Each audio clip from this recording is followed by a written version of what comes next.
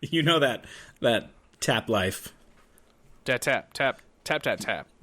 Exactly. Oh, let's tap. Like the... Future tapping game. Not Yuji Horii. Yuji Naka? Yuji Naka. Yeah. Yeah. Let's tap. Yeah. Future tapping game. Did you have Let's Tap? I wish. I love how an integral part of Let's Tap was the box for Let's Tap. Absolutely.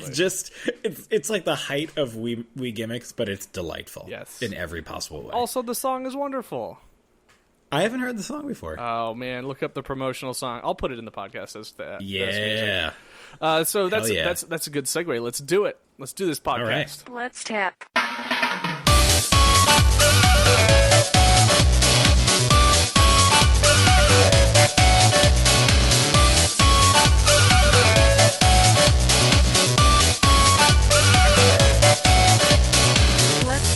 Let's tap. Future tapping game. Let's tap and let's tap. Future tapping game. Let's tap, future tapping game. Let's tap and let's tap, future tapping game. Let's tap, future tapping game. Let's tap and let's tap, future tapping game. Let's tap, future tapping game. Let's tap, future tapping game.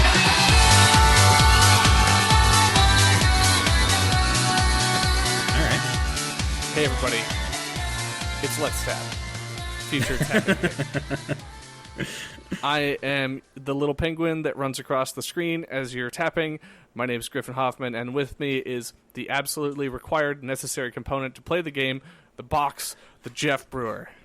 I've always wanted to be called a box. Does that game work through the Wiimote condoms? No, that's disgusting. I'm guessing it just doesn't feel as good. No, it doesn't. It's much safer. You but... can get an IUD for your box, and it's fine. Oh, okay, gotcha. I just like to put the patch on. Hey, man, whatever. Do you think they're ever going to make a Let's Tap 2? I mean, they could do it with HD Rumble. I'm waiting for the Wii U port. Okay, all right. Legacy hardware? Yeah. Let's Tap Classic? I wonder, can you, if you play it on the Wii U, does it support it? What do you mean? You mean, can you wiggle on a box no, with like, a Wii U you tablet? You can do like you probably like the crush Wii the emulator? box with the... Oh, on Simu or whatever? No, Shamu? Can't you put Wii games into a Wii U? Am I wrong on this? Am I imagining this? Oh, yes. Like through virtual console injection or something? Pretty much, Just yeah. like throw Let's Tap on there and see if it works? Yeah. I don't know. That's a great question. Throw I Let's think, Tap on there. I have a new project. Not like that Wii U's doing much else. Do you have a copy of Let's Tap? Yeah, legitimate backup, man. Hell yeah. Okay, cool. Don't even worry about it. I mean, I'll just fire up the one of two CD or DVD burner drives that actually work with Wii games because they actually run reverse. Did you know that? Oh, interesting. Like Australia style. Yeah, exactly. The Coriolis effect. Uh-huh. Yeah, so that's why it's really hard to rip Wii games, but yeah, so you need like a special reverse laser. Dude, all you do is put the disc upside down. Yeah, exactly. Problem solved. Yeah, you just take it and twist it 180 degrees and you're all set. Yeah. That was airtight logic right there. Yeah, exactly. I really want to know now. It's also how you speedrun the game really quick is you put it upside down and you start at the last boss. That's the pro strats right there. I'm going to look up Let's Tap Wii U right now. This is a good use of our time. Absolutely. Well, while you're doing that, I'll say stuff. This is a podcast about video games, and we talk about video games, and we're going to talk about them. This session, I don't know, this occurrence. What are like what do they call the Wagner series? There's some great euphemistic name for it. Catch 22. Like the set or something. I'll look it up. Don't even worry about it. Okay. I won't. So Geoff and I, we are going to talk about some video games. We're going to talk about definitely Octopath Traveler. Looks like you've got some Minit here you want to discuss, as well as Dead Cells, recent port to the Switch. And then I plan on covering a little full backlog from last week. I did West of Loathing. Also played Octopath. Did my yearly Mega Man X tribute. And then I want to talk about DropMix. You want to talk about DropMix? DropMix. That sounds familiar, but I don't remember what that is offhand. Really cool. So, let's do it. Do we want to start with any news or any hot takes that are coming up right now? We got some stuff going on. I mean, the main thing, which I think is something we've just tried to not wade into because it's awful, but maybe just bears mentioning, is all of the terribleness going on with companies right now. Yeah. And ladies. Yeah. I feel like we'd be remiss to not mention that it just seems really hostile towards women right now. I mean, it always has been in the industry, but it's interesting. I was reading an article on Kotaku, which I've really come to enjoy. And it was an author writing about like sexy games. And she was basically like, apropos of nothing, she was like, I don't want to express my real opinion because I'm afraid I'll be like scared off the internet. And it's like, this is the state of things right now. Like, people can't offer full-throated criticisms about things because they're afraid that a Twitter mob will get them fired. Yeah, absolutely. And the companies, do not have their back on these situations. There's been, firings over the past couple of months, and the other Kotaku article that you sent Jamie and I think I don't remember the title of it, but I read through it. And it was gnarly. Yeah, it was about Riot Games. So just to give a little chronology, and again, I don't want to belabor this because it is depressing and it's maybe a little out of our depth, but recent events, or the most recent happenings kind of were at ArenaNet, so the studio that works on Guild Wars. One of their employees was talking about like quest design or something on Twitter, and then got into like an argument with a fellow fan. And you can litigate the argument however you want, but the troubling thing was that people started calling for her head, and she was fired. Yeah.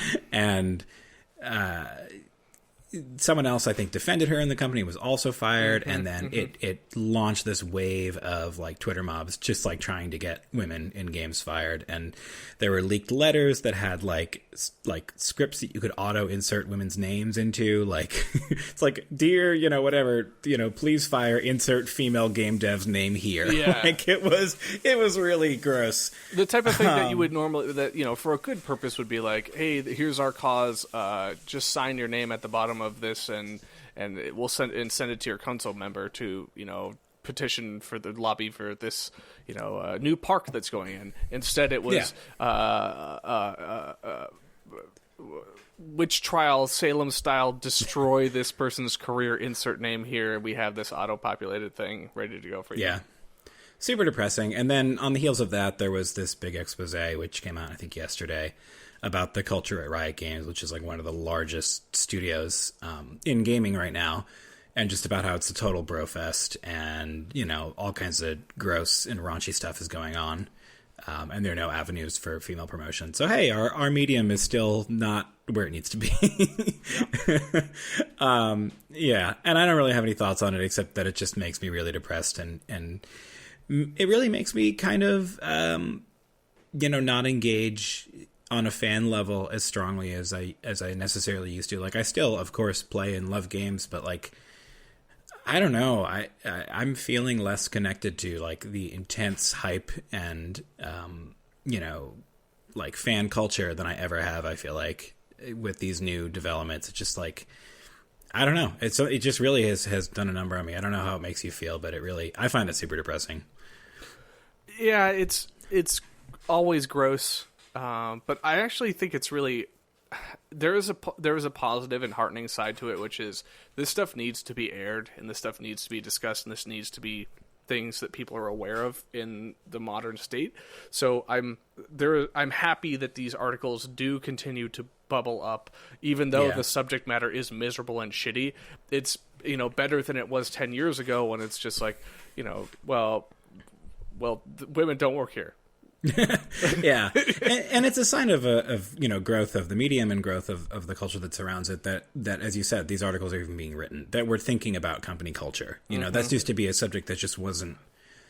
There was it would not get any traction if people were writing about that. But now we're to a point where people can actually talk about culture and things like that. But right, it would be ideal for it to go away again because everything is just peachy. But that's not possible. So I'd rather remain in the the headspace of people. Yeah. I really just wish that they would get their politics out of my games. Also, more European characters, please. Oh, yes. More Geralt dinosaurs, is please. just the greatest, the whitest man of all time, and that's what I want all my boys to be. Oh, definitely. All your boys, all white boys. But yeah, I mean, it's the summer. It's a lull time. Not a whole lot going on. Other than this depressing news, there was a crazy Smash Brothers Direct, which is fun. I don't really feel like getting too deep on it, given that the previous subject matter is pretty gross and dire, and I don't want to just be like, oh my god, you see this new game that's coming out? But that's cool. I'm excited about that. What are you noticing, Griffin? Anything going on? You could revel. I mean, I didn't watch it. I caught the highlights, and it's new characters and new kind of like shadow characters, whatever they're called, like the alternate forms. Again, it's Nintendo like doing fun, goofy Nintendo stuff, putting out funny trailers and really respecting source material and things like that. So I don't know. I think all in all, it was a positive thing. I didn't watch like the freaking 2 hours of it or whatever it was. The 30-minute granular discussion of game mechanics. Of the tilt on King K rules. There was a section on rules. Like a 5-minute segment on rules. Yeah. Not of the King K variety either. Oh. I think it just goes to show that, like that team that's building this game, I think you said this in a chat or something, is just killing it and just putting their all into this. Yeah. But it's another, like, and I guess this is just as I get older, everything has an edge. It's like another story about how fucked our industry is, because it's like, I was reading some articles about, what's his name? Sakurai announcing to his team that they were going to work on this game. And he said that when he unveiled the concept, he was met with dead silence. Oh, no. He was like, I want to have every character in the game. And then the team was just like, oh no. And like the amount of work they've done, like they're creating a $60 product, which is going to have just insane amounts of effort and work. And it's just like, how is this sustainable? I mean, I don't know. Yeah, the absolute shame but... of it is it's towing that line between next iteration and masterpiece collection. So I get the sentiment to be like, oh, we're doing a rehash of everything, hooray! Versus like we're doing something new. I get it. I mean, that's always a bummer. But I really think the product that they're showing and putting out is like should be insanely appealing to Smash Bros. Players and also people who are like, I haven't played since Melee or since college. I want to just jump back in and have everything at my fingertips. I think it's a freaking sweet deal they're putting out. Oh yeah, no, I think there's a lot of excitement about the product.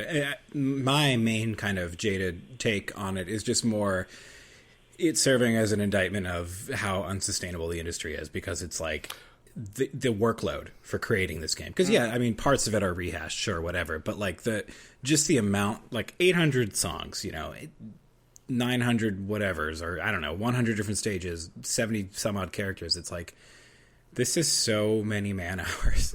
All you gotta do is you just take the stage file. Yeah, from 4 and you drag it and you drop it into the folder. That's true. Yeah, you put the Melee into the CD burner. Mm-hmm. And then you just rip it, and then you dump it onto a new Blu-ray. No, I mean, it's more complicated than that. You delete Melee out of the title of the program. Oh, shit. That's a rookie mistake. Yeah, I mean, it's hard to watch that and not just be aware of how much is being given. And I don't know. I mean, that's standard across all industries, but it just kind of sucks on some level. But it's also amazing, because that game looks like such a passion project and such a labor of love, but I don't know. It does. I gotta tell you something, and I'm sure I've said this before in the podcast, but so speaking of just like retitling files, so when I was working in a different department than what I am right now, I had to like request out data files to taxing authorities in different parts of the country, and some of these things were so ancient that they're like, yeah, we'll send you a stack of floppy disks. Oh, Jesus Christ. Yeah. So this is the Do you think that's how Konami sent over the files for all the new characters they're adding? No, they transfer ringed it. They transfarred it. Yeah.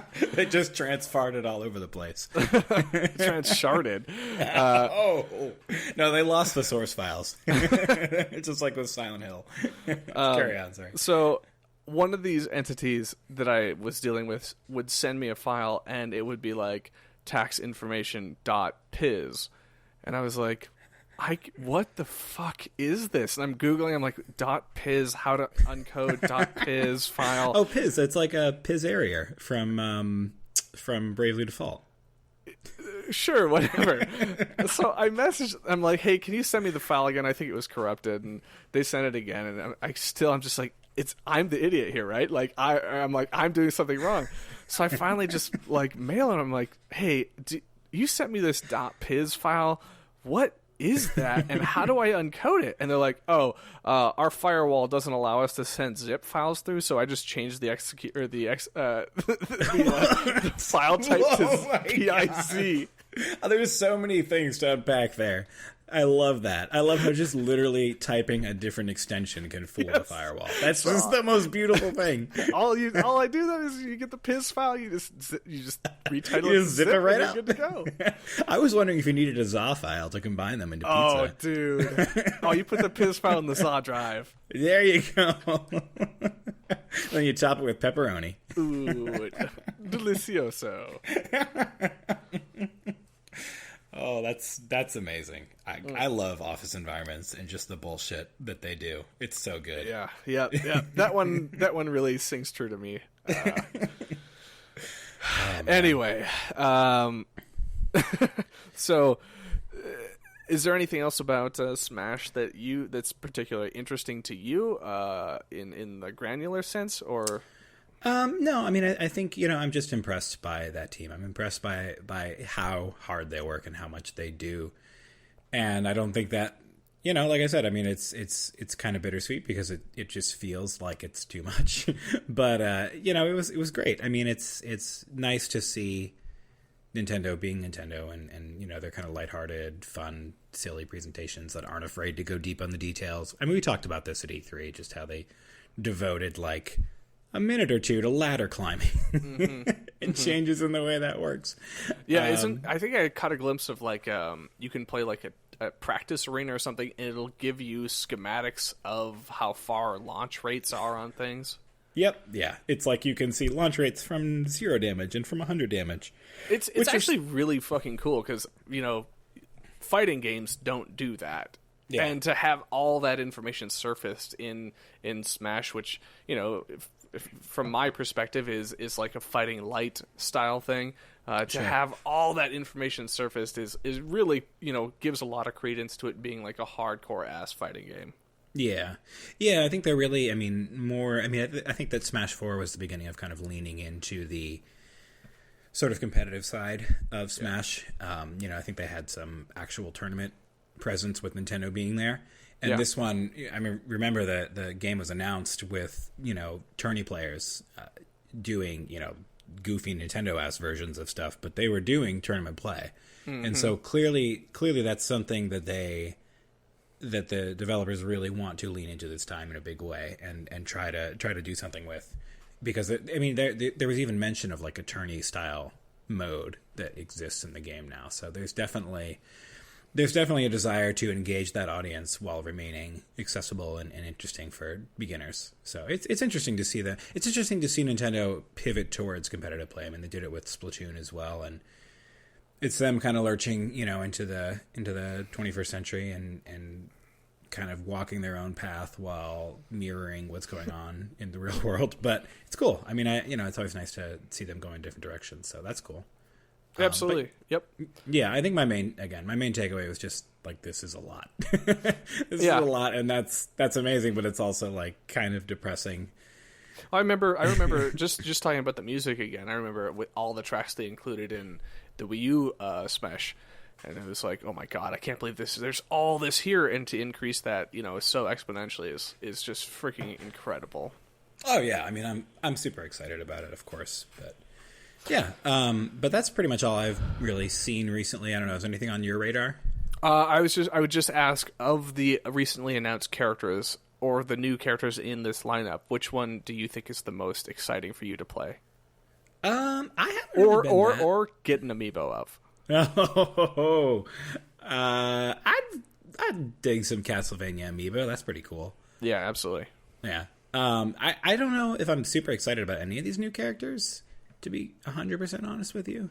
Because it's Dark Samus, Richter Belmont. Yeah, Richter. Other Belmont. Richter and Simon. Simon is the main Oh, one. okay. There's some other Echo Fighter I can't remember right now. Oh, Crom! Crom, that's right. Another fucking Fire Emblem guy. Uh-huh. Apparently, there was an interview that I was reading today with Sakurai where he was like, so many video game heroes use swords, and then he just looked really sad. And I was like, you are my boy. I like you. And then there's K-Roll. K-Roll looks fun. I don't know. Mm-hmm. I'm just looking forward to discovering the different nuances between them. I mean, there's so many. It's kind of overload at this point. Yeah, I agree. I'm just waiting for Goku. Do you think they'll do an over 9,000 joke? Oh, absolutely. Especially if there's a Snake stage that comments on it. Yes. Oh, like how Emmerich will be to hear talking David about this. Hayter reference over 9,000 would just be like, memes on top of memes on top of memes. Orgasm. You don't think it'd be Hal or Otacon? Oh no, it'd be. He looks delicious. Well, Snake, you can't consume a monster with that many calories. How many calories? 9,000. What? 9,000? That's good. Thank you. That's my stage performance. You can have that, Nintendo. This is one time only. Yep.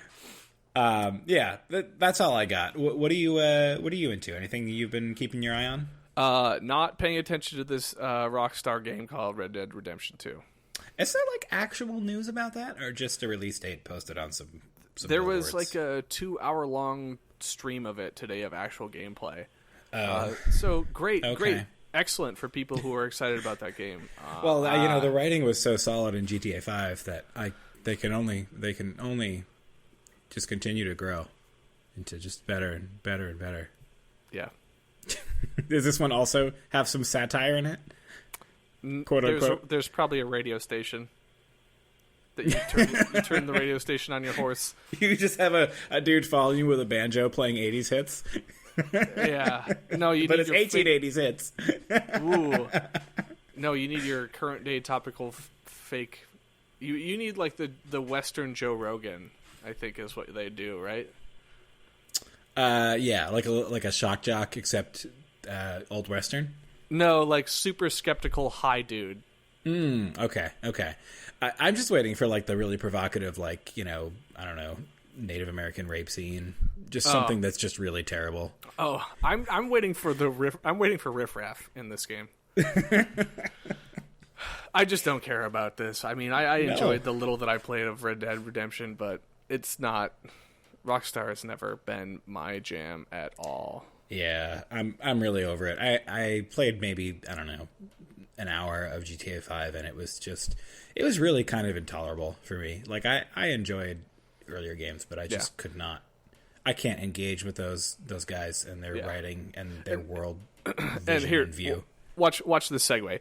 It's the same way that people are infatuated with Grand Theft Auto games is the same way that I assume people like that look in on people playing games like Octopath Traveler, where you're just like fucking sprites and systems and waiting your turn. What is that about? People were very. I watched a video where someone was very angry about the random battles in that game. Yeah. So there you go. You're right. You're on it. Also, Jessica thinks sprites are ugly. Huh. All right. And it makes me very sad. It sounds like you're gonna have to decorate your house in pearlers until she succumbs to it. You don't need to do. I need to convince her to get like laser surgery that turns her eyes into little pixel bug eyes, pixel viewers. Yeah. Octopath. Let's talk about Octopath. So, hey, I want to hear how you felt about Octopath, Griff. So I'll give you the cliff notes. Started playing it. Had a real hard time of finding any traction. just because of schedule of my life schedule and stuff like that. I didn't really feel the desire to sit down and really get into this. Also, I was still playing West of Loathing at the time, so I was like, I have to continue with this before I crack open Octopath. Yeah. But I kind of got into it, played a chapter of the first intro to one character, and was like, huh. All right, so this, right? Which character did you start with? I started with Cyrus, which Actually, in retrospect, it's a good story. I had just zero appreciation for anything in that game at that time. Yeah. So I kind of just muddled my way through it and was like, all right, here we go. Put it down for a while, came back to it and was like, all right, let's give this another shot. I tried another character. I went and collected Tressa. Okay, yeah. Yes, I went She's to her south next. of Cyrus, Yep. yeah. And was like, oh, okay, so there's some, like, light-hearted, fun-having, goofy nonsense, and playing with that, like, not typical kind of a character. I was like, all right, this is fun. I'm getting this, and you had kind of mentioned, like, there's a delight in the micro-storytelling, and I was like, yes, it is. It's also extremely reminiscent of, like, the D&D campaign that I'm trying to run, where it's, little bite-sized vignette-style stories that are not really compelling to the grander arc, but are just like things that you would like side quests, but have personal tie-ins. So I'm like, yeah, okay, I'm feeling this now. And then I kept rolling with it and getting more characters, and that's when it kind of snowballed and picked up for me. And was like, all right, now we're playing the game. Yeah, I feel the same way as you in terms of like the worst part of that game is the very first chapter 1, because by the way, there are 8 chapter 1s.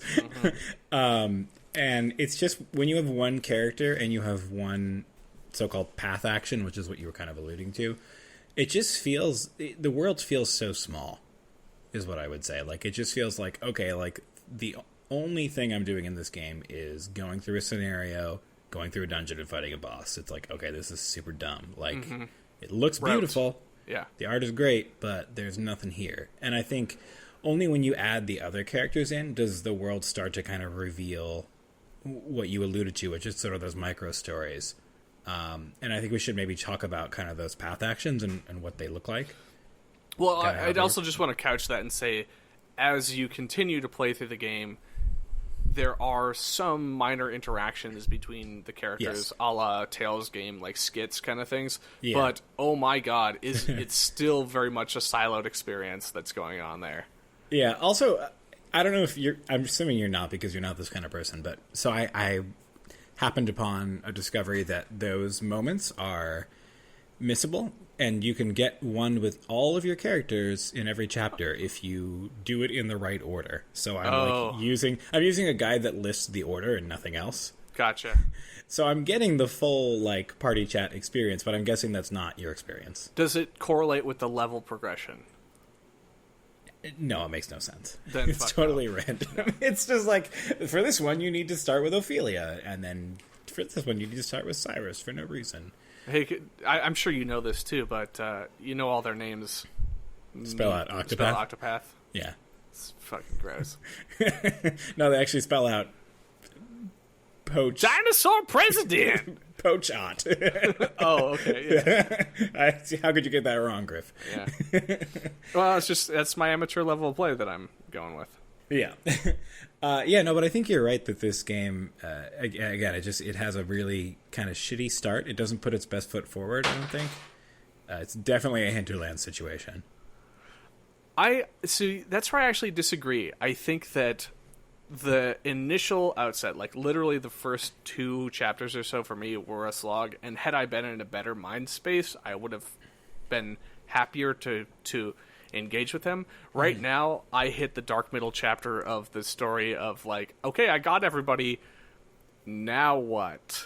And now you go out to the next ring, man. The world is waiting for you. Yeah, but how's that any different from the first thing? Because you get the secondary jobs. They're so good. Yeah, but wait, so if I go and do the second chapter for everybody, I will automatically get the secondary job? Let me tell you how to do this right. So, okay. Does it require a guide? No. You finish everyone's first chapter, right? Done. Check. Okay. So, choose a random place to head towards and start walking there. And I went to Quarry Place. for Did Cyrus. you quite literally bump into the second job shrine? No.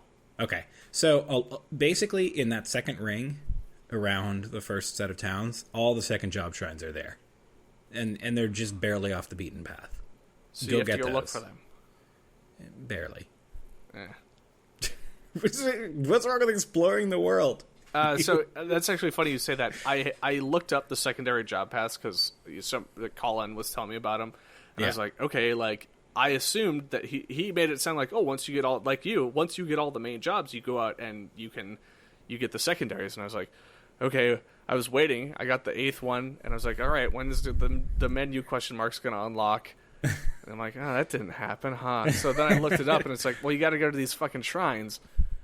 And I'm like, well, okay, where are the shrines? And they give you, like, in-game goddamn directions, where it's like, oh, it's west of West Point. And I'm like, I don't fucking know where that is. Literally, just think of it this way. This game... I am actively searching for these things, and I cannot find them. No, I don't understand. This game is an onion. You start in the middle of the onion, and then you move out to the next level of the onion. That's how onions work, yep. All the jobs... move out. You shut your mouth. All the jobs are in that level of the onion. They're all there. Yep, I'm sure they are. They're all there, and they're all, like... Not only are they all there, but literally, like, you can walk up out of the first ring into the second ring and walk like 20 feet and there's a job each time. I'm just going to each of the towns at this point to have them on my map so I can fast travel to them when I want, and I have not found a single goddamn shrine yet. Do you know how there's this path that's really well paved over? Like an Octo one? Have you ever tried... Oh, you shut your mouth. Have you ever tried walking off the path? When I see like a cave or the sign path is like, hey, there's another area here. Okay. I found so many flipping caves, and I go in there, and it's like, oh, this is level 21. And I'm like, well, that seems like a reasonable level that I should be able to, punch up to. And then I go in there, and it's like, here, fight this fucking butterfly of death. And I'm like, oh, good, okay. I fought the butterfly of death. Yeah, it just freaking destroyed me. The butterfly of death is in the first level, right? The first ring? Sure. Anyway, okay. All you gotta do is to take your guys, you walk into the second ring, you look around right by the entrance where you went from the first to the second ring, and there will be a shrine there. Almost a guarantee. So you explain this like there's an actual ring to it, but no, there's like branching pathways and forks in the road. The problem with a legitimate criticism of this game is that so once you start to move outward, it gets a little more complex, but the initial set of towns, they all are the same. It's all like 4 screens or 3 screens between each town. And each screen, each set of screens has one optional dungeon in it. And also a path leading out to the next ring.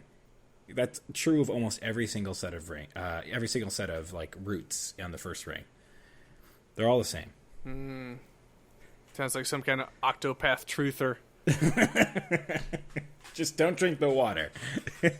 I've heard it does terrible things to the frogs. Listen, if there's one thing I'm extremely good at, it is being very bad at RPGs. I was going to talk about how this game is somewhat cheesable, or too cheesable. I'm not going to anymore. Nope, not for me. This is a real humdinger. You remind me of when I first played Final Fantasy VII and ran from every single battle, and then I was like, why can't I beat these bosses? Well, yeah, absolutely. Thank God I can kill this one with a Phoenix down. My 500 HP character won't die. I was like, fantastic. I get an ability that makes me not get into fights. Great.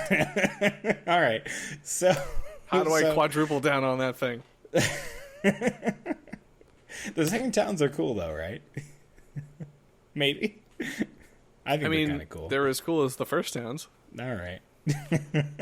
I think they're cool. I appreciate the flavor of each town and the music of each town. I mean, nothing is going to reach the heights of like top tier RPG town, but they all have a nice vibe to them, and the music is so freaking good. I'm glad you said that. I was going to say, just going into those towns and the music they play is freaking wonderful. Also, just to round back on my arc here, my bumbling escapades to try and find these shrines yielding absolutely nothing kind of got me frustrated. And I'm like, all right, I'm going to read about this stuff. I'm going to read about what I can get, and I'm going to see if this is really worth it. And I'm like, cool, no, it's not. bogus. Fuck you, game. Goodbye. You're not. You don't think the secondary jobs are worth it, or are you just done with the game? The thing is, I'm not like enamored by the systems. Like, I appreciate them. I'm not compelled to play the game because I want to cheese the systems or because I want to min-max a character or something like that. What I kind of came back to is I was like, you know what? Actually, I want to go and do the micro stories and see if the second chapters yield some more fun little stories. They're all kind of, simplistic and cheesy. But I'm like, hey, I want to give it a shot. Like, I want to give this game a shot. I know the story is been critically said not the high point, but I want to just. I know I'm not going to keep playing it because I'm really enjoying the systems and the combat. Yeah. I want to just kind of see what the second round is going to do for me and say, I have my favorite characters, so if I go and engage in their stories, will they unfold like an inside-out onion? I mean, I think that speaks to a potential strength of the game, which is that you do have that option. Like, you don't have to engage with all the content. You don't have to do 8 chapter 2s and 8 chapter 3s and 8 chapter 4s, because it's a slog. Like, I'm dozens of hours deep, and I definitely am not. I haven't finished all the chapter 3s yet. Like, I'm working through that layer of the onion. How many hours are you in? Oh gosh, probably like 40 or 50 at this point. And what level are you? I think my lead character, which you frustratingly cannot switch out, is like in her 40s, and the others are in their 30s. Wow. Okay. Who'd you choose as your lead? I went with Ophelia. Ugh. I know. Yeah, her story's not great, but it's whatever. I mean, she's decent enough. I actually, she kind of annoys me because I wish I could sub out a cleric every once in a while and just not have to always be packing a healer, but it's fine. I'm just kind of getting to the end and looking forward to because there is some post-game stuff. I'm looking forward to playing more with party composition then. I've heard it really unfolds at that point. Yeah, I don't know what the deal is exactly, but apparently there is some kind of payoff involving... Yeah, like legitimate payoff, not horseshit. Okay, I don't know too much. I know there is a lore dump. I don't know how this game can have... Like, this game has lore in the sense that the world is interesting and it's connected well. Like, there's a lot of connective tissue between different elements of the world. Yep. Which are kind of borne out in those, like, path actions and stuff. Like, when you scrutinize people and learn about them... and when you like buy stuff from them and stuff like that. But I don't know how there could be like deep lore for the characters because their stories are very like single beat. Yeah. Yep. No, I mean, it is what it is. Like, it's fine, but yeah, it's hard to tell 8 different tales, and it's not like they hired the best and brightest writers for this thing. No, it absolutely reminds me. That's why I'm interested in the story, because I'm like, hey, game, you're on my level as a storyteller. Like, it's Felix not is not interested.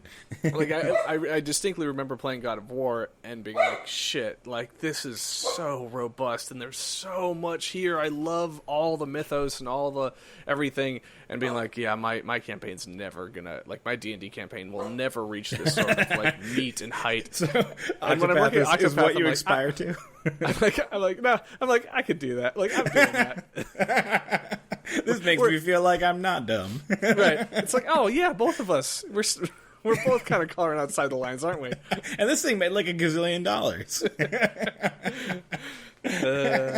No, I think there's something refreshing about playing a game that is just a game. Like, that doesn't...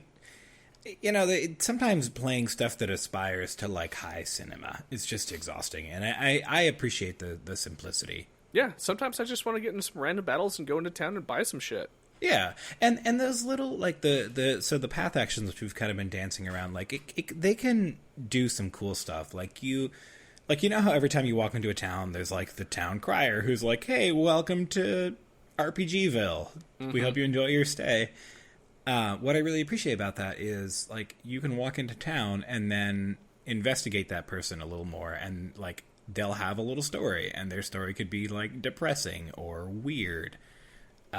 And I just appreciate that. I appreciate that every person is a potential for a little bit of storytelling. And, like, that storytelling can carry over not just in like the investigation piece, but like also you can challenge any person in the world to a fight, and that can deliver further storytelling about them. Like not every person though. Almost, well, not the children. Can't fight children. Can't fight children. Or certain old people. Or you can fight most of the old people. Some of them, no. All right. Some of the story people you can't fight, but almost everyone in the game is available to you as a fight. Some of them you have to be a certain level. But yeah, so you can fight them, and you learn about them through that. Like, you learn what moves they're using, and you can also buy stuff or steal stuff from them. And that there'll be some characters who are, like, surprisingly thematically, like, everything jives, and it's like, that's cool. I appreciate that. Yeah. Yeah, absolutely. I know that I had, like, the RPG guilt moment where I'm like, oh, man, like, could I take this thing from this person who has, like, sentimental value in this fucking video game? And then you were like, yes, I can, and I will. And I defer to my usual behavior, which is no, they can keep their little Tron AI can keep their little spear or whatever it is. Oh. I don't need it that bad. Oh, I need the gold, man. I need to steal every piece of candy from every child. With no consequence. You monster. There's no ham-fisted morality system. It's just if you get caught, you have to pay a small fine. Yeah. Speaking of the fine, the last kind of question that I have for you about the game is money? Money Are you selling all of the things that say you can sell it? Or is this one of those things that's like, if you had saved those golden coins, you could have transformed them into...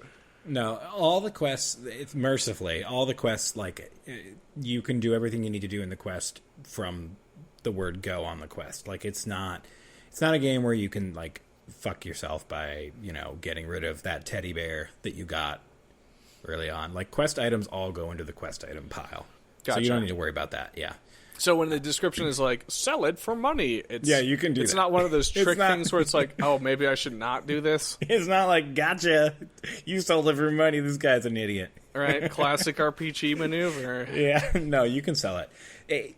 Money seems like it's going to be impossible to get when you start the game, and then suddenly you have $500,000, which is my current situation. I kind of had that until I stopped selling anything. When I did the RPG freeze up, and I'm like, oh, wait, no. What if I need this later? It's funny because, like, I do that with item usage, and that game gives you so many items. You'll never run out of items. I love it. That's. I think I love games that always incentivize using items. Yeah. And the Alchemist class, like, I love that type of a character where it's like, here, have fun, make concoctions, and totally fucking destroy the combat system in the game with overpowering things. Yeah, he's a great character. I mean, I don't know if he's a great character, but he's a great mechanic. Yeah. Yeah. No, it's really fun. I mean, it's I can understand why the battle system didn't, like, jump out at you. I think it's not perfect, but it feels kind of Persona to me. Yeah, it does. It does. Yeah. And I didn't think I'd like Persona, and then I did. And I didn't think I'd like this, and then I did. It feels like Persona, except you either have to micromanage your party like a fucking hawk and have everything, like, you know, ready for the next battle, or really hit up those secondary jobs to bulk out your capacity. And since I'm not interested in doing either, nor capable of doing... Literally, I could get you all those jobs in approximately 3 minutes. I don't even remember where they are. Oh, Griffin. Yeah. Well, here, let's do this. Let's put a bow on our conversation about Octopath Traveler. I'll give you my satchel, and you give me yours, and we'll move on to the next topic. Heartfelt moment. But yeah, it's a great game. I'm glad you played it and got something out of it, and I hope you keep, I'm still playing it too. I'm not excellent. Stopping yet. All right. Yeah, let's talk. I'll talk about Minit for a little bit, for a minute. So Minit is a little indie game that originally came out on PC, and it just hit Switch today, actually, and I literally downloaded it and beat it in the space of about an hour and a half. Which, don't let that deter you from playing it, though, because it's actually really fun. So basically, the central conceit is that it's a Zelda-like... Minute, more like worth it? Oh, Minit or max it. Anyway, so the central conceit is you're in a Zelda world, except the sword that you pick up on the beach is a cursed sword, and it generates a timer so that everything you do in the world you have to do within 60 seconds or you die. And death is like a big part of this game. Like, you literally have a die button. And all, basically, you just go around the world doing Zelda stuff, except it's all sped up. It really reminds me of Half Minute Hero. Oh, well, perfect. I was going to ask, is it close to that?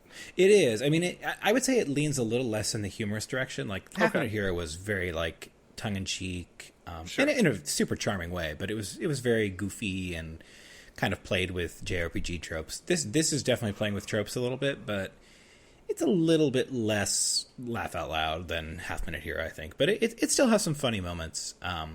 And like one of the, this is a minor spoiler, but like in the beginning of the game, you go, and of course, because everything's accelerated, like people will just talk at you if you walk up to them. Like you don't have to really press the A button very much to do stuff. Like stuff just happens. So like you go up to this old guy and he's talking to you really slowly, and if you don't run right over to him, like he'll just run out your timer. Stuff like that. Like sure. Cute little gimmicks. Later in the game, there's like a maze where it looks I've heard that specific thing brought up by everybody who's ever talked about this game. So, I mean, that must mean it's good. Yeah, I mean, I'll tell you why you've heard it from everyone. And quintessential of why, it's happening. The reason you've heard it from everyone is because it's literally like one screen away from the start. That would make perfect sense. But I'll give you another example, which you probably haven't heard, which is that the game puts you into like a little temple at one point, and you go down and there's like a maze that looks like it's one screen, and you're like, okay, I got like 40 seconds left, I can do this.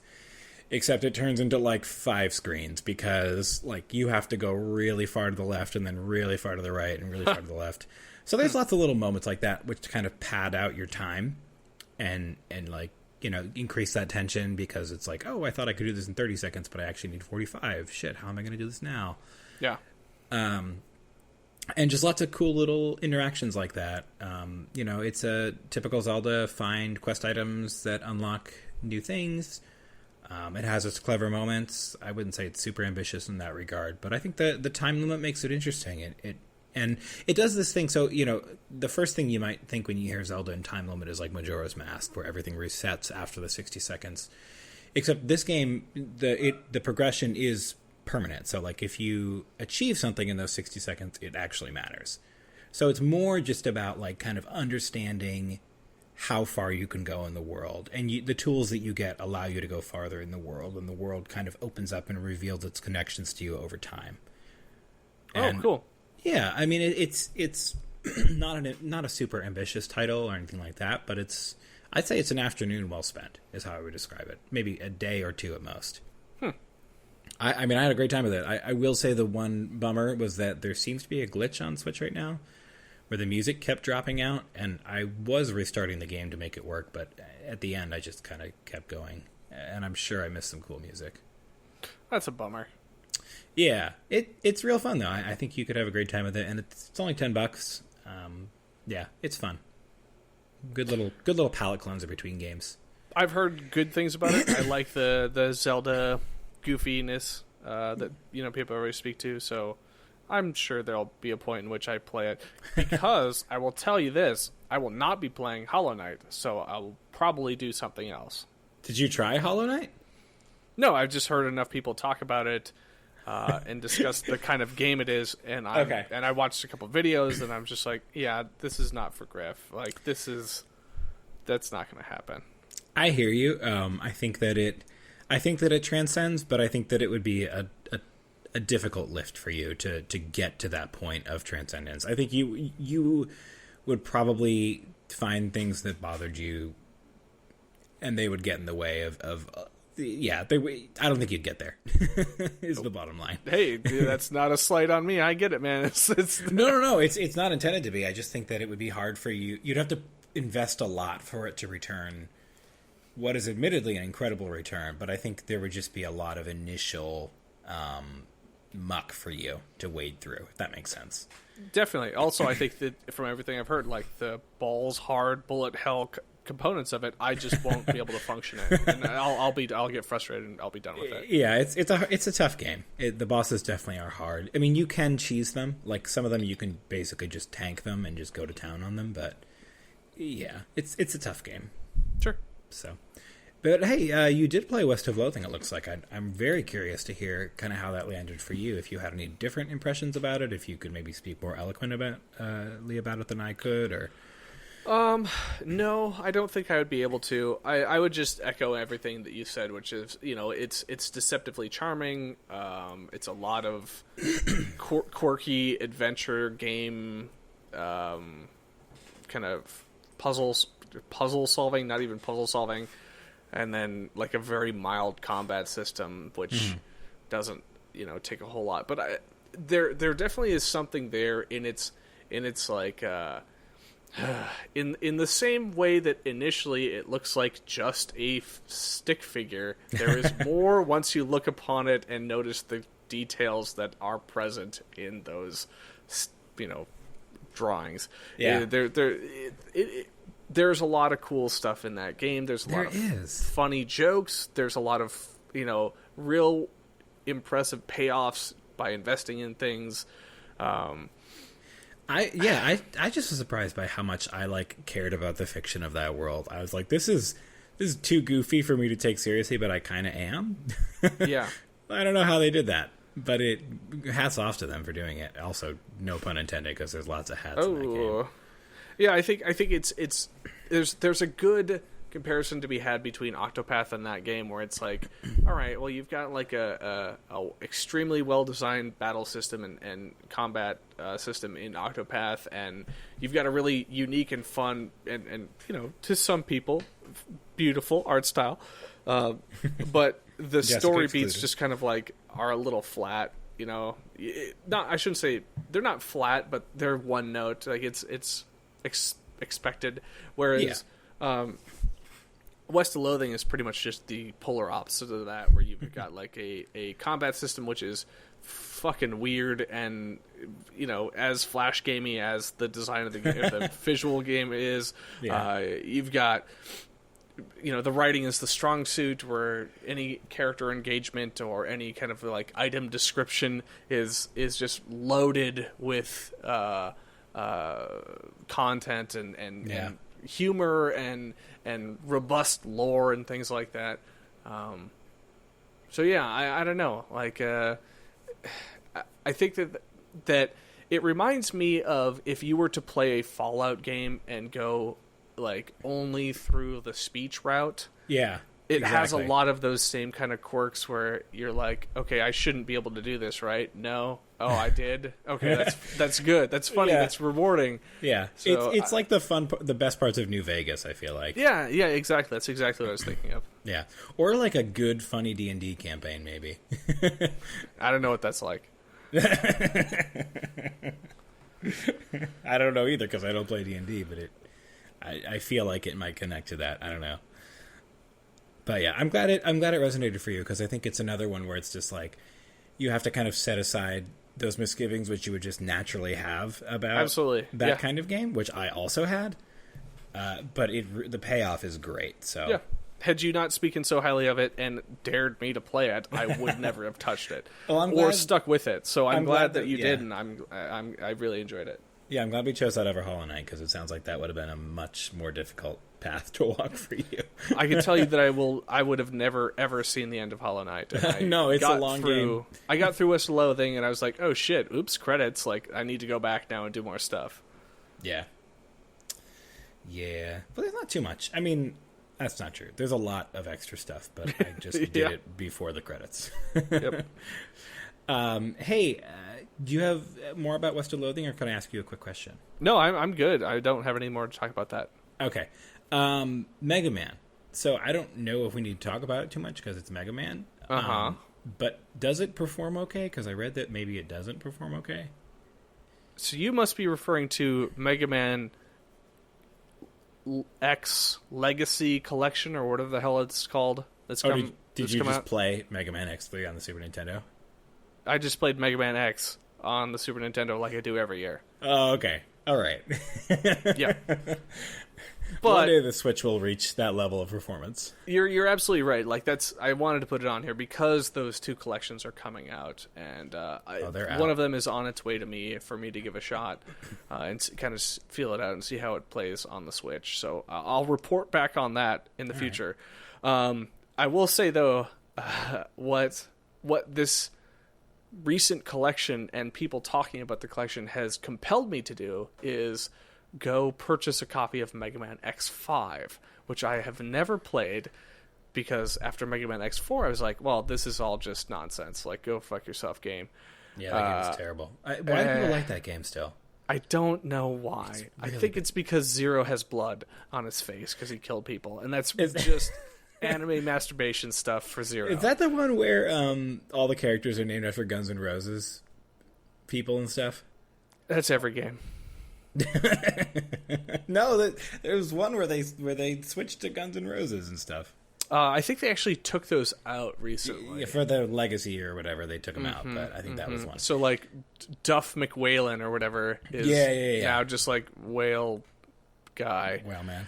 Anyway, not the critical part, but I kind of just pushed off 5, not knowing much about it, kind of dismissing it because I didn't like 4 at all, and I heard people just speak very excitedly about how it ranks up even beyond, X1 and X3, or however that nomenclature works.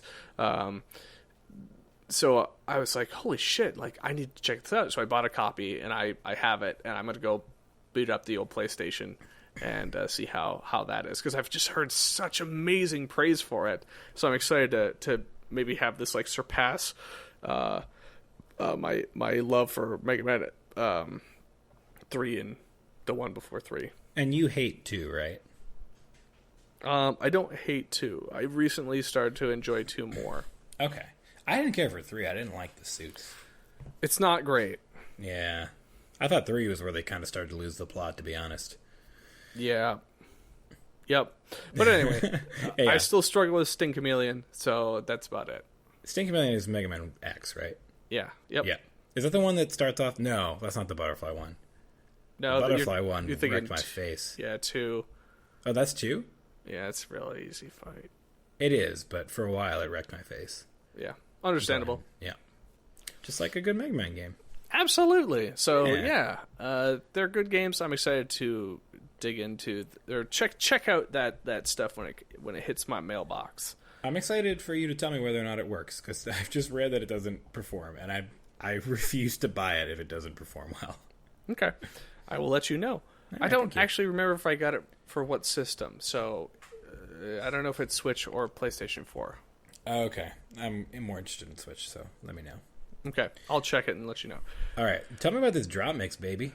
Okay. So, what are we at here? About an hour-ish. So Sure, this will why be not? quick. DropMix. Have you heard of it? I don't remember. It sounds vaguely familiar, but I can't place it. Okay. First thing.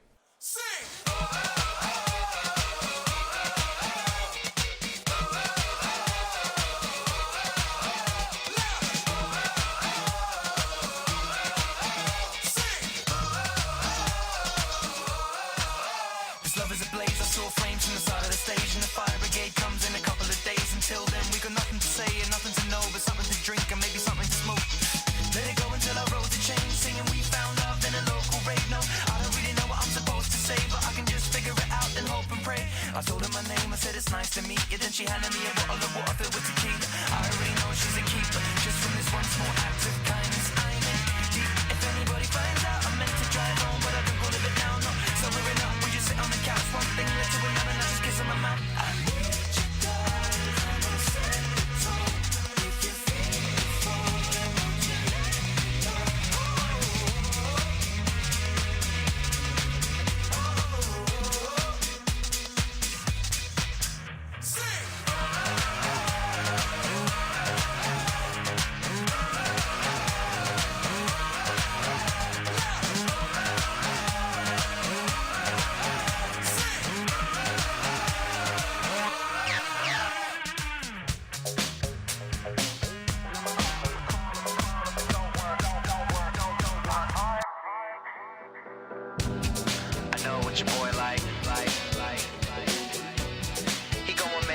I might just text you. When it's all over, no settling down. My text go to your screen, you know better than that. I come around when you least expect me. I'm sitting at the bar when your glass is empty. You thinking that the song's coming on to tempt me. I need to be alone like the way you left me. You start calling, you start crying. All the things that we thought we were losing. I had to drop my own mix. Was it a spicy one? It had a lot of that bass. Oh, I live for the bass drops. Okay, so quickly, DropMix. What is DropMix? DropMix is a harmonics game, and of course, it comes with a gigantic piece of plastic instrumentation. Those are doing great. Yeah, this thing is like it looks like it's like a 1 foot wide by 3 foot long keyboard, but instead of keys, there's like 6 slots, 6 indentations in it, where you place cards, and you get a pack of like starter cards, and each card is categorized as rhythm, vocal, drums, or rhythm might be. I may have pigeonholed myself there, but like this looks amazing. I'm looking at the pictures right now. However, rhythm gets broken into like a rhythm guitar versus like a backing rhythm guitar. I don't really know. If Jamu was here, he could probably speak to that better. But the fucking coolest thing about this is, okay, so you put your phone or your tablet device or something and connect it to it, and all the music comes piping through your Bluetooth enabled device, which you can then sync to speakers. And the tutorial, the thing that I learned about the tutorial is if you dole out the product to somebody, whoever designed this tutorial, like, just knows how to hook people, because it very slowly walks you through, okay, so place this card means this. Place this card means this. And it's just like giving you the qualifications, like, okay, put a green card down for the rhythm track, or the, I don't know, like the techno, track of it, the electronic track. Okay, you did that. Good job. Now put down the blue card, and the blue card is the drum tracks, and then put down a yellow card, and the yellow card is the vocal. So they're all little samples of real, like, music, and you fill up the board with like fucking clips of songs that the game then mashes into a very serviceable song. This is bizarre. It is. I'm looking at it right now. Freaking cool. And now there's a game side to it, but I have yet to actually play the game. At this point, what I love the most is just Jen and I will sit over it and just play a card, and then play another card, and then press the remix button, and then play another card, and play more cards. Can you swap out cards? So that's the fucking cool thing about it, is you just lay a card on top of another card. Whoa. And one beat will overwrite the other. Cool. Yeah, and there's some little quirks to it where if you use certain cards, they will mesh beats together and pull off of other things. Can you activate trap cards? You kind of actually can activate trap cards in the game mode. But it's always time to duel. In DropMix. I don't know. There's something that I love about music games, and this one definitely makes you feel like a musician with having zero skill whatsoever. So I love that part of it. It was just like, okay, I like the horn from Call Me Maybe, and I like the electronic track of LMFAO's whatever, and I really like the guitar portion of Chainsmokers, whatever. Closer. I don't know anything. I know music so superficially that I'm like, hey, Nito. So, I mean, yeah, people who are more musically inclined to know pop songs may derive even more pleasure from it. But for me, as somebody who's like, I don't know what most of these cards are, but this is great. It's frustrating for me because I also really love music games, but I kind of like them better when It's just random stuff that isn't poppy. Like, that isn't even, like, necessarily great, but just is kind of, like, made for that game. I don't know. I like a music game that... Like Parappa. Something like that. Oh, sure, yeah. Parappa's awesome. Yeah, I mean, Parappa's obviously awesome, but, like, I kind of like them when they're... Listen, if Harmonix made a Parappa sound pack, hell yeah. Yeah, no, I get that. And I think the model for these things is to sell multiple packs, but I don't know. I want it... I miss the days when, like, your game had 20 tracks on it, and those were the tracks, and, like, I don't know why I would miss that, because it's worse, but I like that. And maybe Those are not good all songs. of them are, like... Those games had a lot of flaws.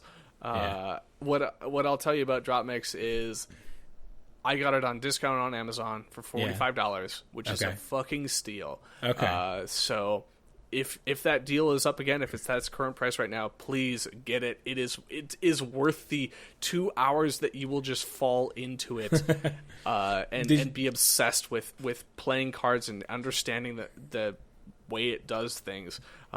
Just in that dollar amount there, like, it's so much fun to just goof around with. Like, it may live in my closet for the next 2 weeks until some people come over, but it is so much fun to just noodle around with. I feel like I have to build my Nintendo Labo before I do that, or else Jeff will actually murder me.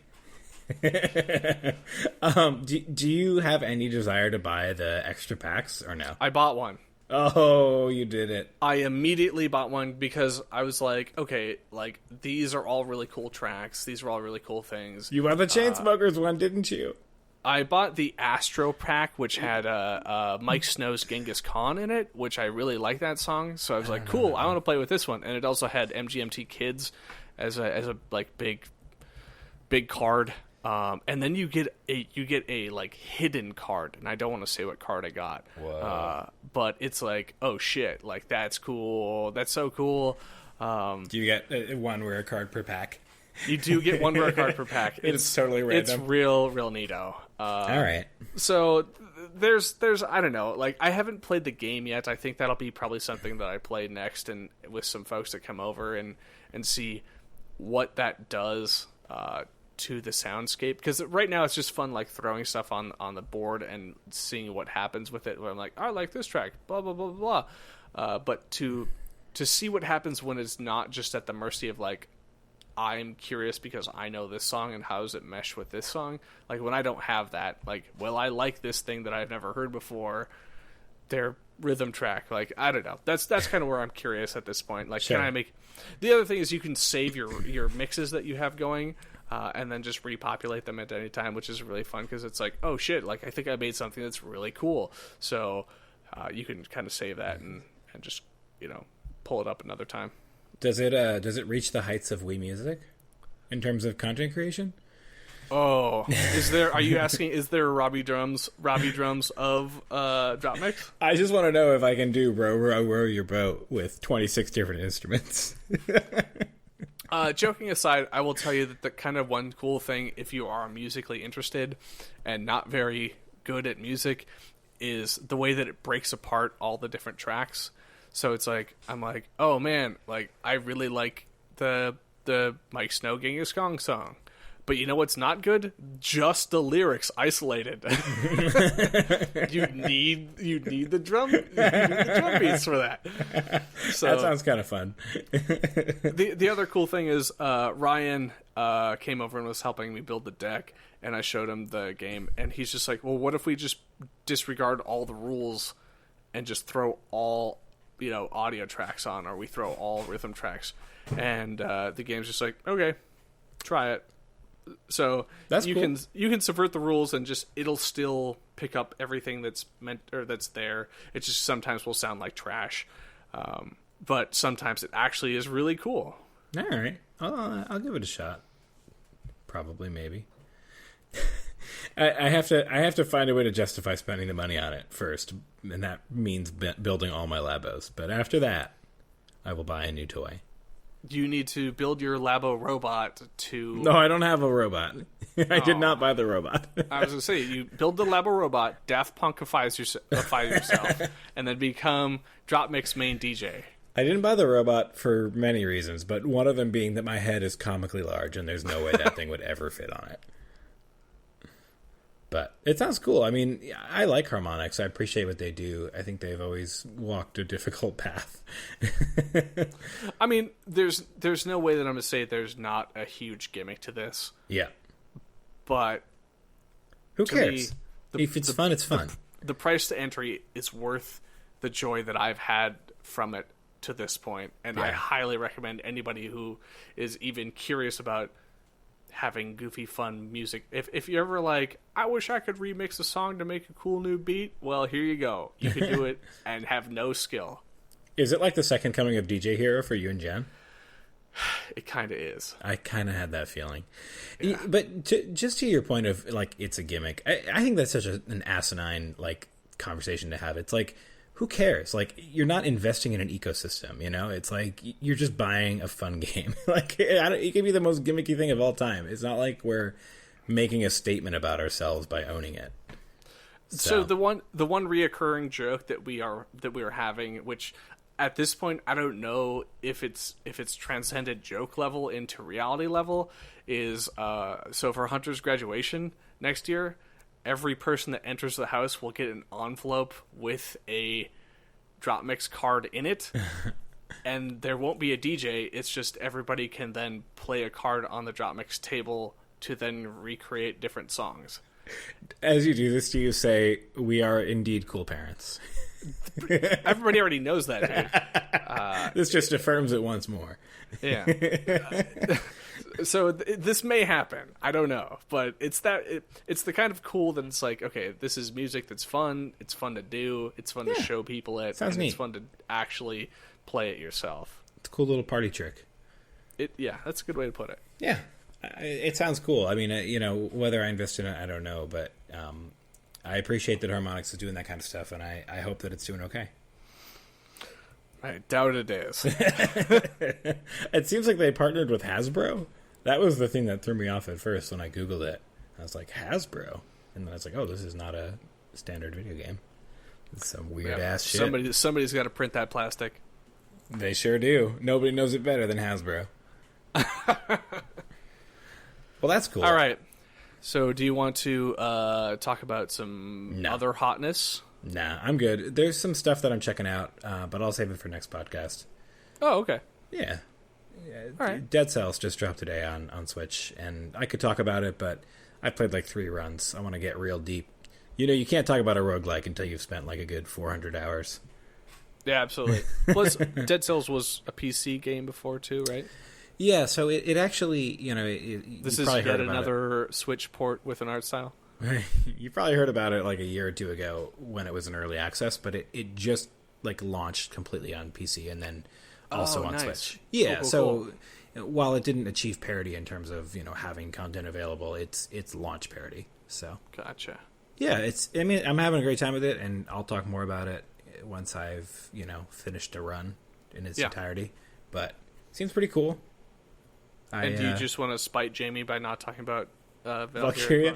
I don't know what to say about Valkyria except that it runs well on Switch, which was the only thing I was looking for. It's a Valkyria game. I mean, there's literally the intro is like they're like, we enlisted in the war after our town was burned. We didn't know what kind of cost we would pay, and I'm like, oh, so are the friends going to die in this one too? Spoilers.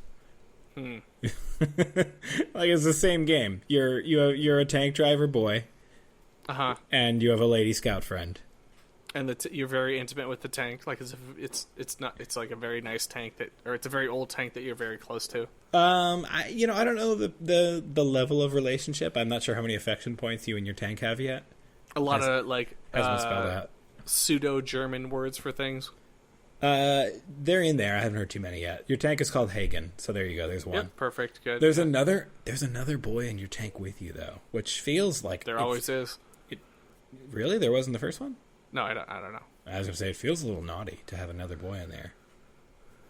Like, I'm not sure about that. Another boy in the Hagen. Yeah, it's too many boys in there. Hagen house. Boys. Also, instead of having a little sister who you have to protect, now you have a similarly aged male best friend who's a little crass. So there's that Great. difference. Yep, Cool. it's the game. It's Valkyrie Chronicles, but I'm Cool. in We for got it. Ryoji in Valkyrie Chronicles. Pretty much, he says shit a bunch of times. I mean, it's pretty edgy. It's good though. I'm in for it. I mean, it's literally Valkyrie Chronicles, but I'm super in for it. So All right. that's all I got to say about that. And it runs great. It runs like a dream on Switch. No problems at all. Is the art style still like very watercolory and all that, or I haven't really checked in Valkyria since the first one. Yeah, you don't need to. Don't play the PSP ones. Is there a dating game? They're all kind of dating games, sort of. No, they're not. They all have kind of romancy elements to them, but the sequel was like a high school game. Mm-hmm. Yeah, it was like. Is there a sexy vegetable farmer? there might be. I only played like 2 or 3 missions of the sequel, and I hated the story with just a deep passion.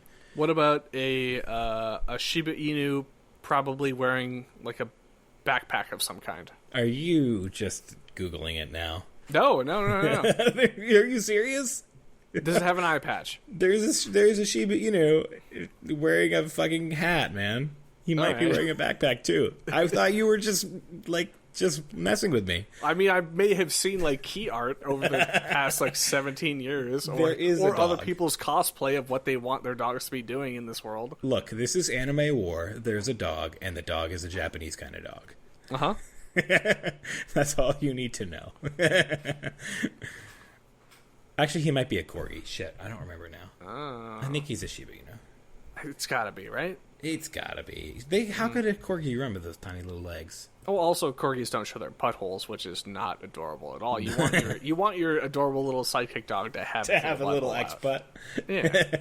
It's my favorite Mega Man X butt. They really screwed up when they had to change his name from X Butt after the Aerosmith lawsuit. Oh. Yeah, it's good. I'll play it and we'll talk about it whenever we podcast next. It's coming out pretty soon. There's a lot of stuff coming soon.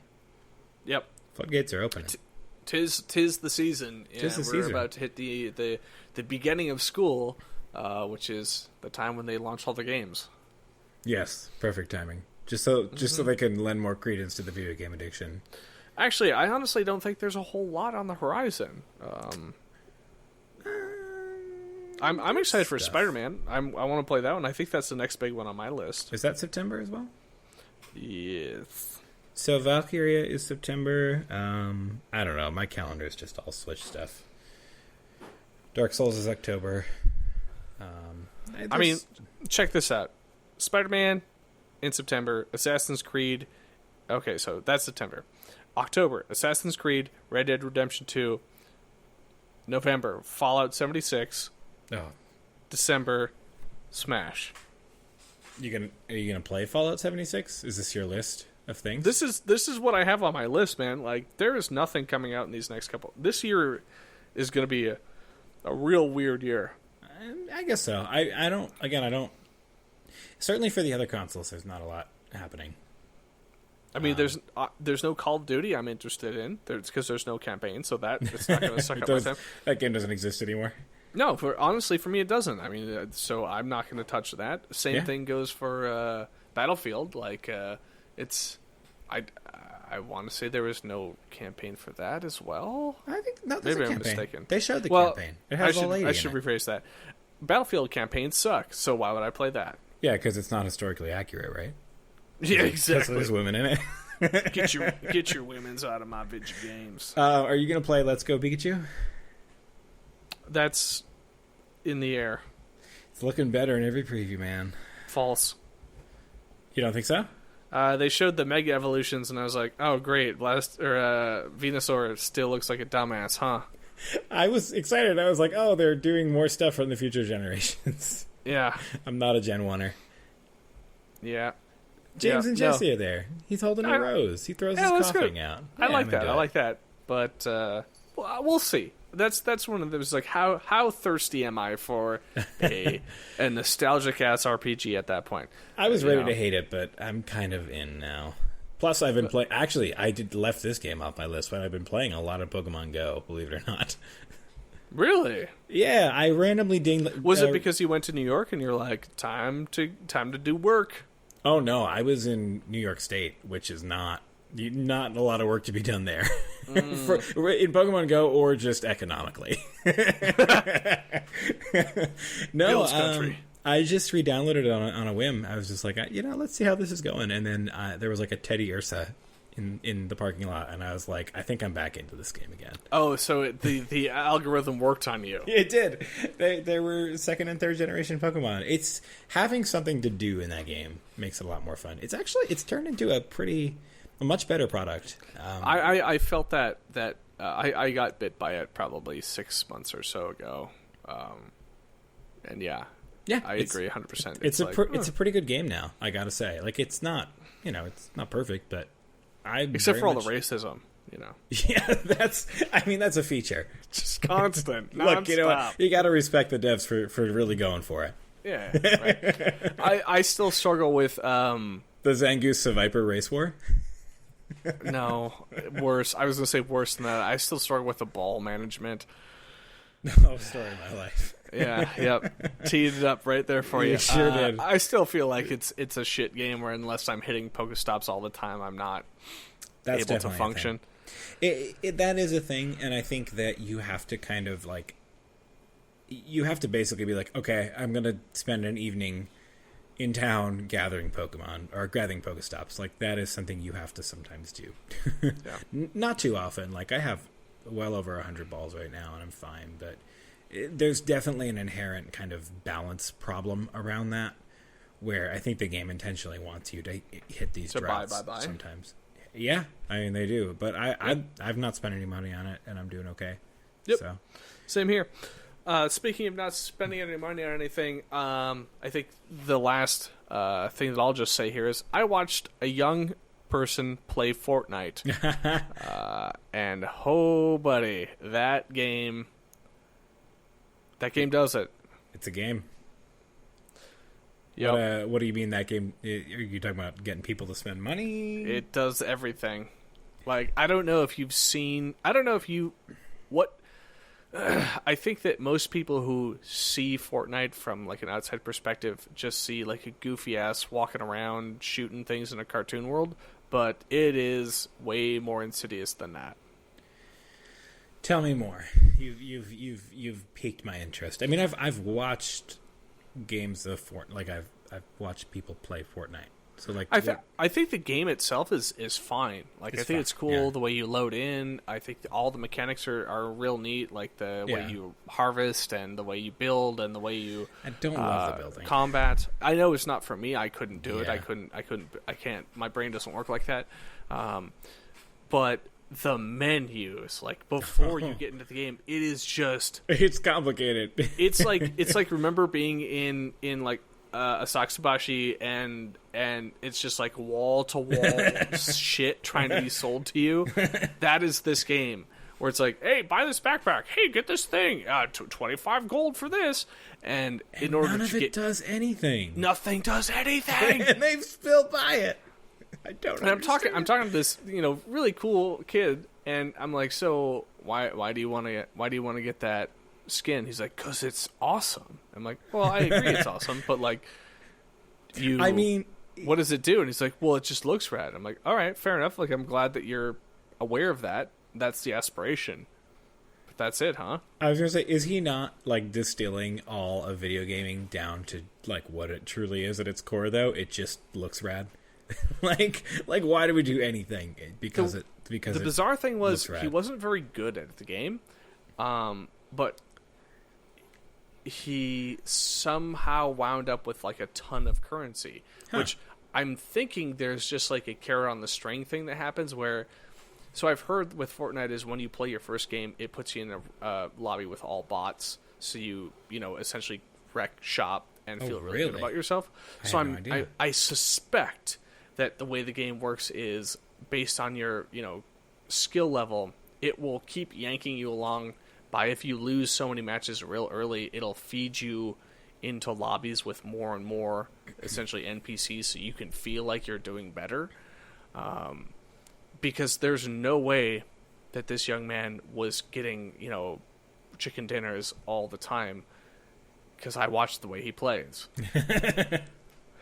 Like there were moments of greatness, yes, of course, but I mean, interspersed amongst just hilarious fails. Yeah, I understand. Yeah. It's I don't know, man. I don't know why. Like, look, Battle Royale is great and all, but yeah, it's just a big old fad. I think Drake played it. I hate to say it, but I think that kind of shit does very strongly influence why it's making so much bank right now and why it's doing so well. Like, yeah, the foundation is solid, but it's got a certain mixture. That's the thing, is I don't know if I agree with that. I think like it's actually a really cool game. It reminds me a lot of like Team Fortress without, it's less Team Fortress than Overwatch, but it kind of has that same mentality where everybody can be every character. Well, it's also got a similar cartoony aesthetic. Seems to really, absolutely. I really hate that aesthetic, like just with a deep, agreed, abiding hatred, and I wish it wasn't the thing that everyone seems to be so into. It's so frustrating. Yeah, but you know what's worse? Like the hardcore ass military, like we're gonna have this scaled Scar 15. Well, let me tell you why it works in PUBG for me, or why it worked. I mean, obviously PUBG is now, it's not what it was, but when that game was first on the scene, because it was so janky, yes, like I could just kind of be down with the weird military ass shit. I was like, all right, this game is just like weird. Right. Now that it's been, all the edges have been smoothed out in Fortnite and everything's chunky and cartoony, I'm just like, it just leaves a very bleh taste in my mouth. I don't know. I agree 100%. Like I saw pictures of like the next like drop for the next season or whatever, and it's like, this is something that I can't even fathom. Like if I were to try and contextualize it in something I do get, it's like, okay, so what if you're playing Street Fighter and from January to March you can play in tournaments, and if you win matches, you gain currency, and you can turn that currency into like different outfits or stuff. And then come April, they're like, hey, buy more money to be in the next round of, or spend more money to be in the next round of the tournaments, because then you can get Hot Ryu headband or something. Like, oh, this is how they do it. This is This is a fascinating model. It is an odd thing. And I have a lot of respect for the Battle Royale game type. I think it's cool, but it is odd what the monetization structure is. It would almost seem at odds with the kind of the inherent beauty of the game type. It's like, I guess for me, just watching Hunter and how he injects money into FIFA, which just seems insanely straightforward compared to how Fortnite operates. That seems a lot more. I don't want to say insidious, because FIFA is also just fucking gambling, but I don't know. Like, they found a new angle, and it's fascinating. It's fascinating to watch somebody play that game from boot to game. Well, it's interesting because I mean, ostensibly it should be a lot better because none of that shit matters, but apparently it matters a lot. Mm-hmm. That's the dirty little secret that every game dev studio is figured out, but regular Joe Schmo consumer doesn't quite know yet, or like game armchair analyst doesn't know, is like, it doesn't fucking matter. Like, it's the same thing. Like, what is any of this stuff if not a way to look good? So like, it doesn't. The biggest thing they figured out was like, it doesn't matter if we tie it to progression, because people are going to want it anyway. Right. You give them a thing that they can't have unless they're either really good or pay us money. It just doesn't matter. They need it. They want it. Yep. Absolutely. So, yeah. Need it. Want it. Gotta have it. Gotta get it. Yeah. Anyway, we're coming up on like an hour and 15 or so we should probably wind this baby down. Mm-hmm. The cat box is doing its thing right now, so that means it's time for me to go.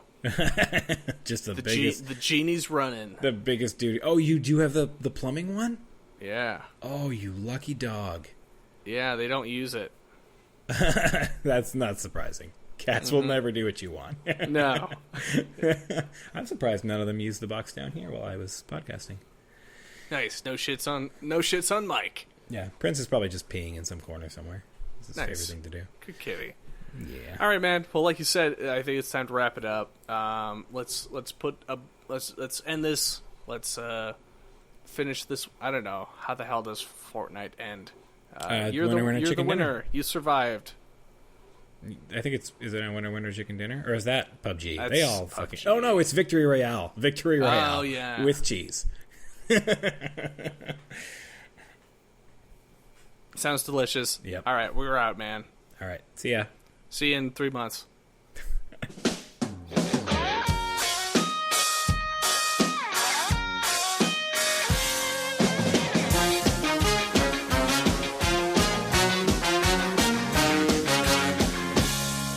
Whenever I sang my songs on the stage on my own, whenever I said my words, wishing they would be heard, I saw you smiling at me.